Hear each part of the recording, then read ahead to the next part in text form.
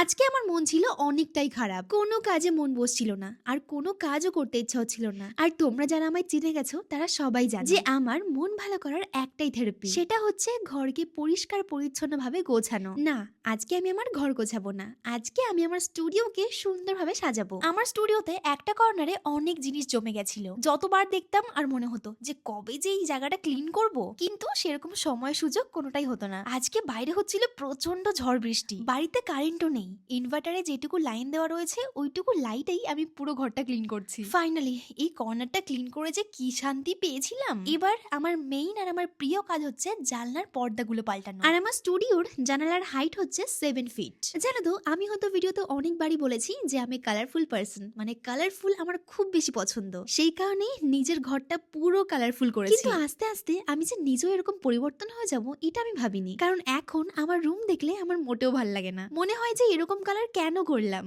সেই কারণে এখন এক কথায় তোমরা বলতেই পারো যে আমার স্টুডিওর কালার প্লাস আমার স্টুডিওটা আমার নিজের খুবই পছন্দের। জানো তো, যখন আমি আমার স্টুডিওর কালারটা এমন করেছিলাম, মানে বেজ কালারের মধ্যে, তখন ভাবছিলাম যে ভালো লাগবে না হয়তো।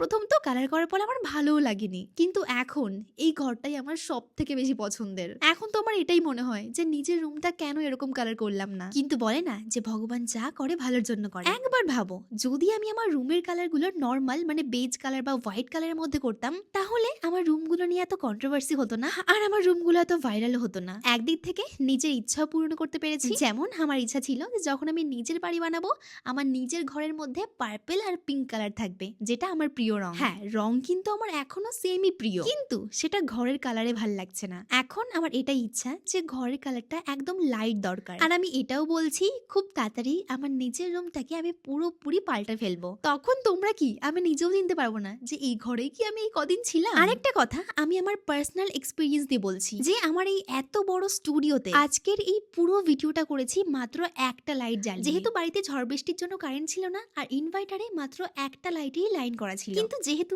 আমার স্টুডিওটা লাইট কালারের মধ্যে রয়েছে, এই কারণে লাইটগুলো এত দারুণ ফোটে, মানে যে কোনো একটা লাইট অন করলেই পুরো ঘরটা আলোকিত হয়ে যায়। এটা আমার বেস্ট লাগে, বিশ্বাস করো। আর আমার ওই কালারফুল রুমে মানে 2-3টে লাইট অন করার পরে মনে হয় যে লাইট কম কম লাগছে। মানে এটা কি আমার সাথেই হয় নাকি অ্যাকচুয়াল ফ্যাক্ট, প্লিজ আমায় জানিও। যাই হোক, আমি কিন্তু সবে মাত্র আমার স্টুডিও ডেকোরেশন স্টার্ট করেছি। অনেক জিনিস কেনা বাকি, আর অনেক রকম ভাবে ডেকোরেশন করাও বাকি। সো আস্তে আস্তে তোমাদের সব ভিডিওগুলোই শেয়ার করবো। এন্ড তোমরা প্লিজ জানিও যে আমার স্টুডিওতে কিরকম টাইপের ডেকোরেশন করলে সুন্দর লাগবে। মানে আমি চাই আমার ভিডিওতে একদম বেস্ট ব্যাকগ্রাউন্ড হোক, যাতে আর কেউ ছাপড়ি না বলতে পারে। আরে আমার না মন খারাপ ছিল, তোমাদেরও মন খারাপ? আরে লিংক কমেন্ট বক্সে রয়েছে।